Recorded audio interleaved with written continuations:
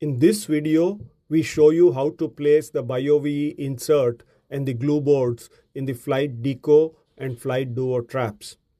As you can notice, it takes less than half a minute to complete placing both accessories in FLYght traps.